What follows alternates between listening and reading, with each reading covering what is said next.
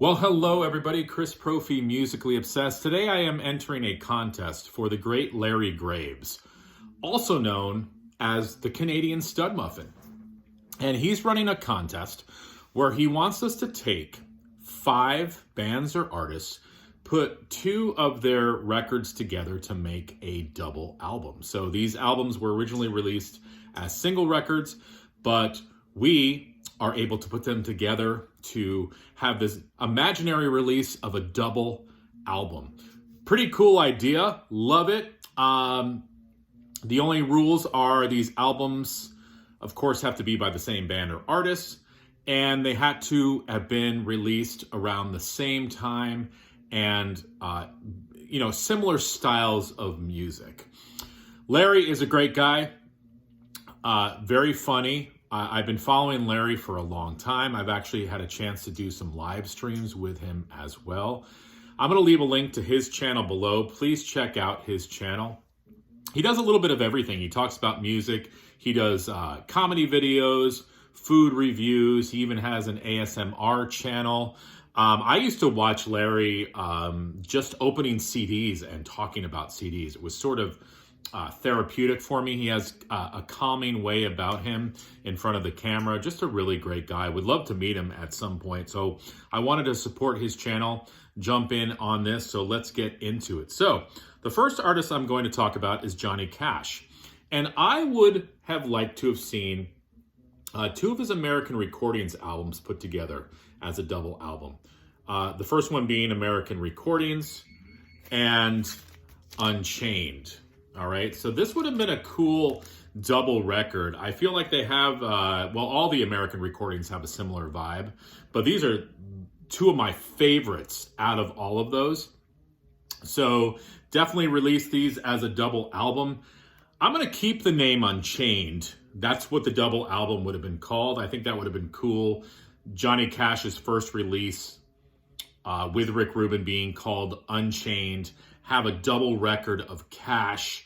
And you know what? Let's open up having this record as the first record because it's kind of a full band album with the Heartbreakers.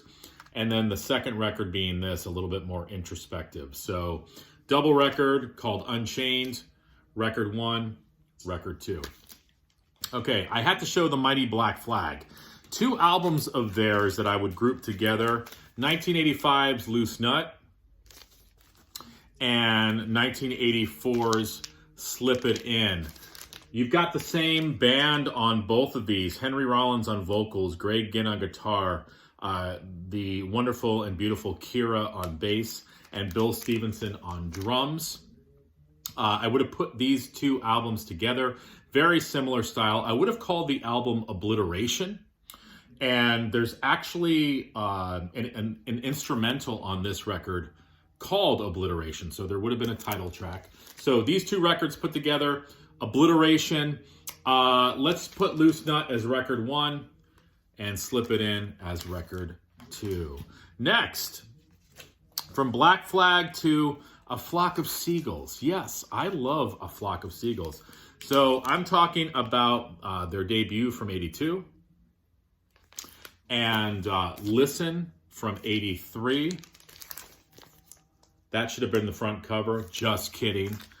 This is I keep this cover. I love this cover. So, all right. So let's see. Put these together as a double record. A Flock of Seagulls' first album. What would we call it? You know what? Let's call it either Messages or Telecommunication.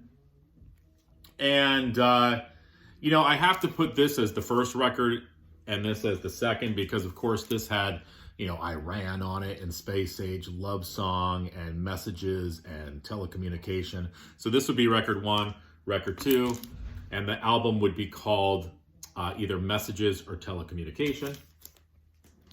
Next, this was an easy choice for me. I went with the 2 Paul Di'Anno albums from Maiden. How cool would this have been to have Killers and the first album put together as a double record? If this would have been released as a double album, Paul Di'Anno on vocals, man, that would have been killer. Now, What to call this record? I mean, I guess just call it Iron Maiden. You know, I know that that's not very creative, Chris, but call the double album Iron Maiden. 2 records of these classic songs. And again, I think, you know, this would have to be record 1 and this would have to be record 2.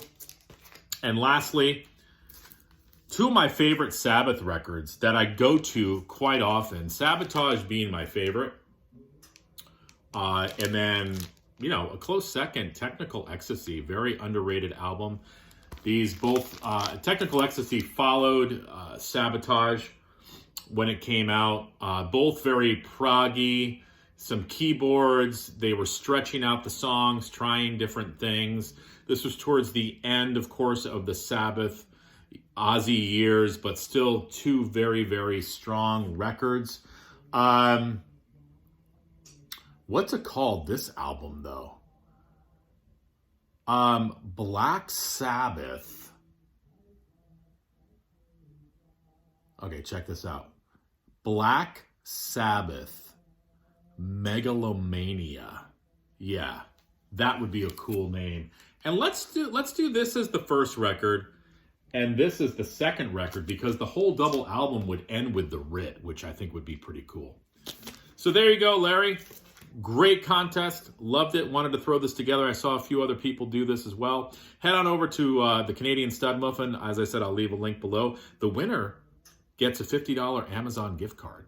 So very generous of Larry. All right.